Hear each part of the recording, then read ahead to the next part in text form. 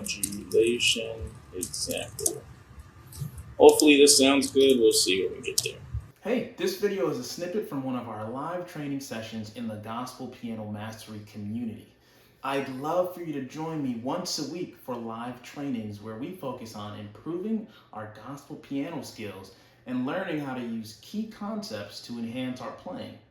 Okay, so the concept is everything on the left is in the key that I'm in, and then everything on the right is in my new key. And I'm using a chord that's in both keys to be my pivot chord that leads me to the next key.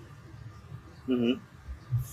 Right? So I'm in a key of C, I'm playing a C major chord, and I'm playing A minor. I'm doing all C major harmony, right? And the reason why I wanted to do D minor and F is because I want you to hear that we're not in the key of G, right? Because in the key of G, you've got that F sharp. So I wanted to play F. So it's like, okay, I'm clearly not in the key of G.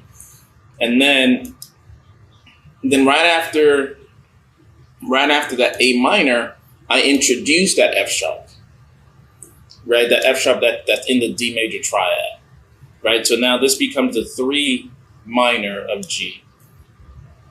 You follow me so far? Yeah, I'm with you. Okay, yeah. So I'm just paying attention.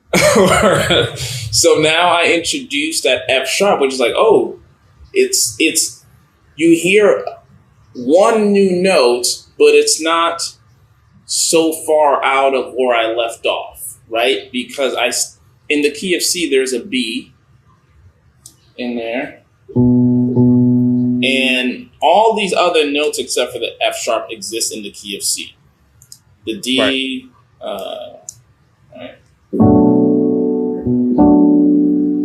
The D, the A, the B. So it doesn't sound like crazy far, but then I play more G-like harmony when I play the D again, right? That D over C, and then I resolve. Because now it doesn't sound like C's the 1. Right. It sounds like C's the 4. You see what I'm saying? Yeah, I get what you're saying.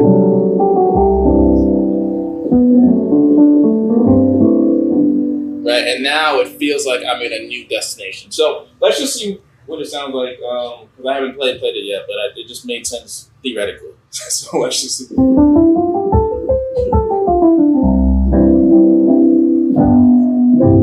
right, so A minor key of C.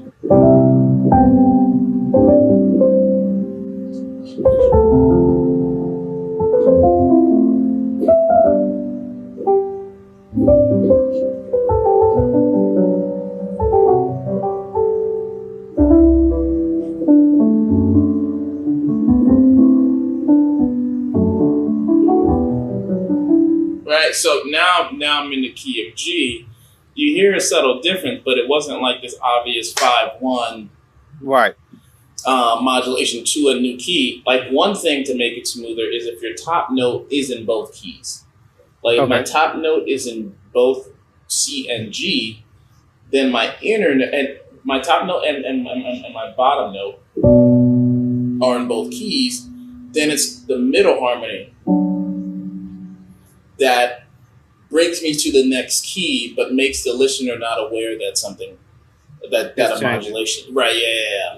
Because if you do like this, well, I mean, now it sounds like C's the 4, but hold on.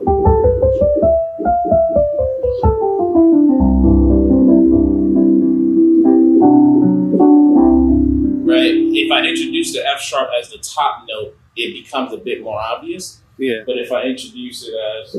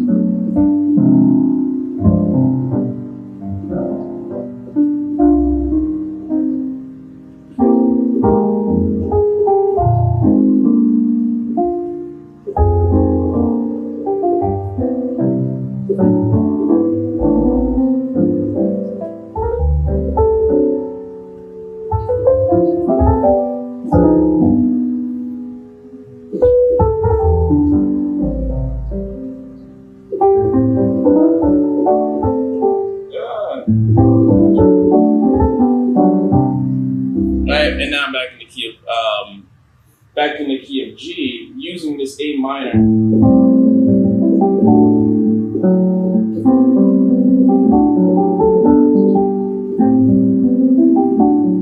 Basically going from an A minor to a D over A, and then making that, using that as a way to get to a G over B. Right? So it's a mixture of this pivot sort of idea where this one chord is in both keys, and being aware of the top note that doesn't make it seem very obvious, but then also using inversions where my bass notion isn't a 2-5-1, it's more like, so it's more subtle. Gotcha. Right? And then the other thing I did was I used that same harmony, but did it in drop 2. Right? And now it's just, that's all I did. I did a C major triad, inverted it, then went to C major, or E minor actually, and then resolved to the D over A. But it's still the same.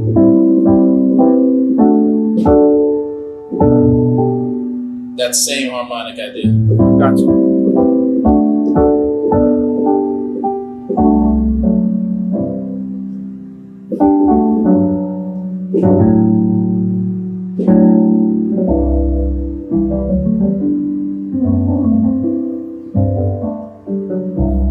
And then to go back is a similar concept.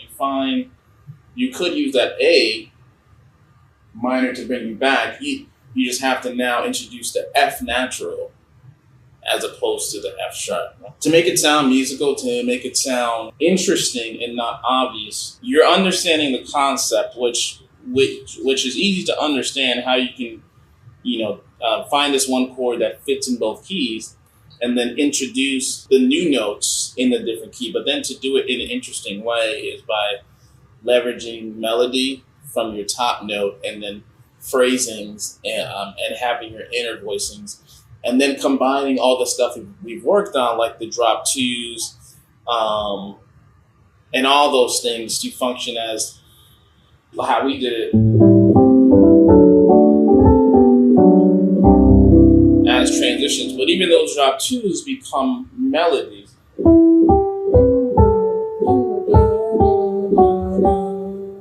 Right? That's the melody that you're hearing while the top note is just this.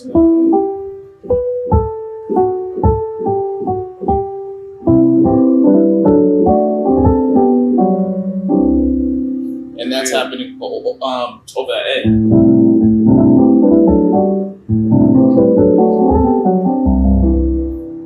So, question. Do you always have to have that? Is it best to have that A there to kind of keep them rooted in C while you transition, or is it cool to use rootless voicings, like drop 2s over no bass? It's a preference and like what's happening at that moment, but using the rootless maybe even more of a, I don't like both are dope. Okay. so it's like, it's whatever's happening at that moment. But it's okay to do both, depending on whatever you want to do. Yeah, because to your point, just having the bass not there may be an even more surprise.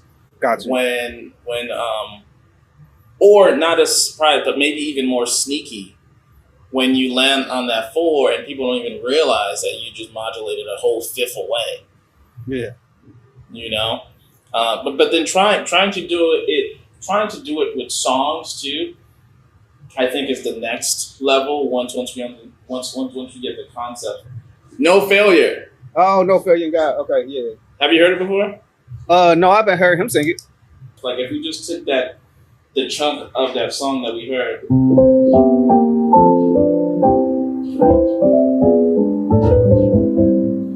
Hey, this video is a snippet from one of our live training sessions in the Gospel Piano Mastery community.